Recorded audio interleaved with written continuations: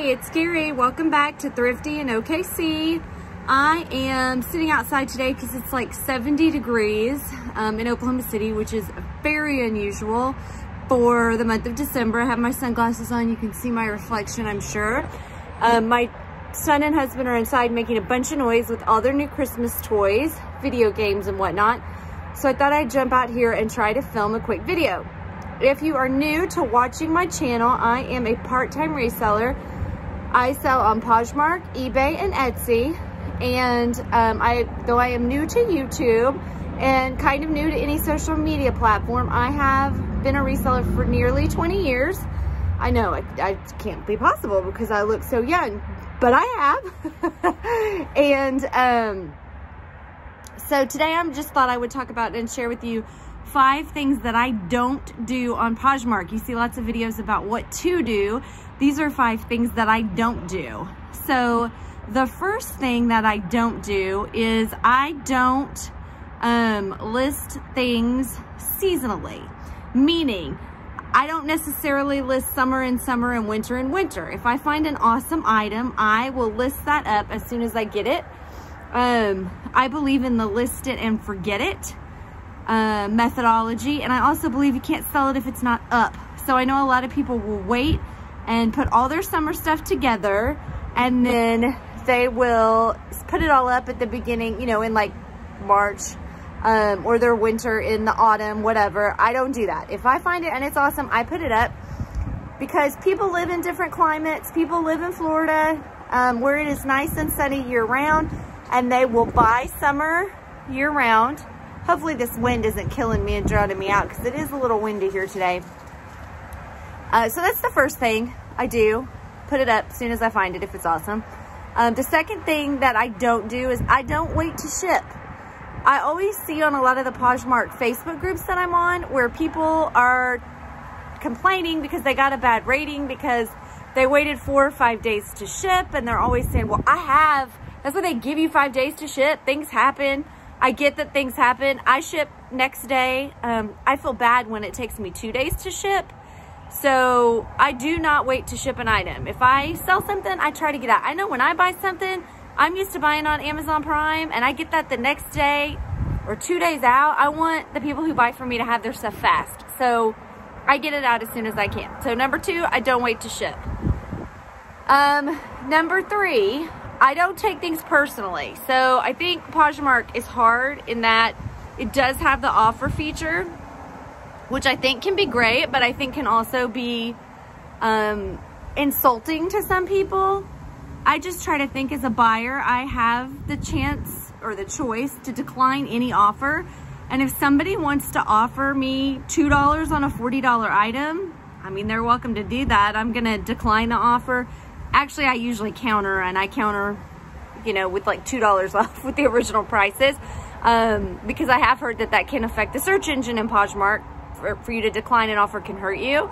But I also want them to know I saw their offer at the very least, and that I did respond. It might not be the way they wanted, but I try really hard not to get upset over people who make a lowball offer, because there are sellers out there who just want to sell stuff, or they're selling stuff out of their closet and they're happy to get anything. And when I say their closet, I mean like their actual closet. They're happy to get any money out of it, and so they'll take a $2 offer. I'm not going to do that. And that's okay. That's my right, and that's their right to do it if they want to. But long story short, I'm not going to take it personally. So my number 4 is that I don't share arbitrarily other closets. So if you share my closet, I might come in and share something from your closet, but I don't just go and search for items and then share those items.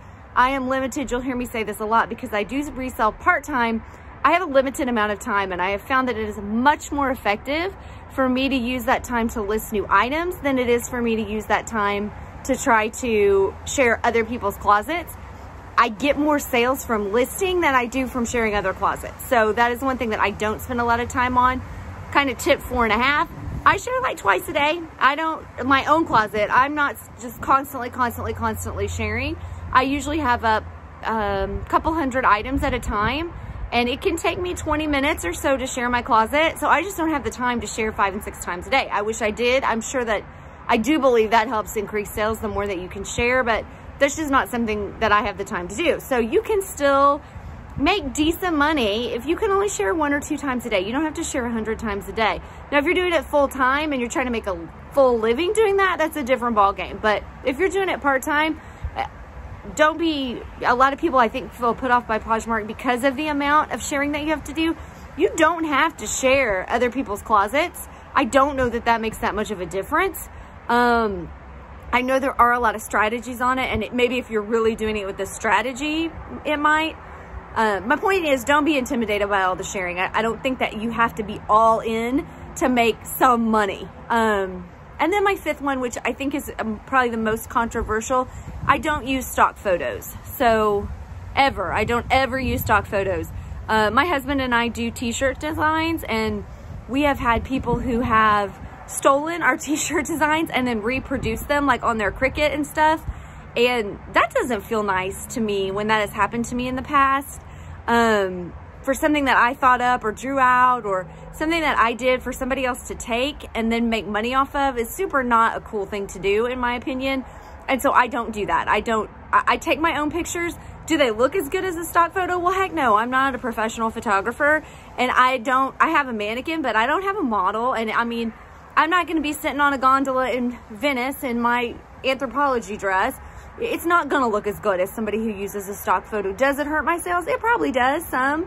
But I don't feel right doing it. And so I want to have an ethical business, and I want to make money, but I want to make money the right way. I don't want to steal somebody else's photos to put them up. So I know a lot of people do that. I'm not judging you if you do. I'm just saying that's not for me, and that's not something that I want to do.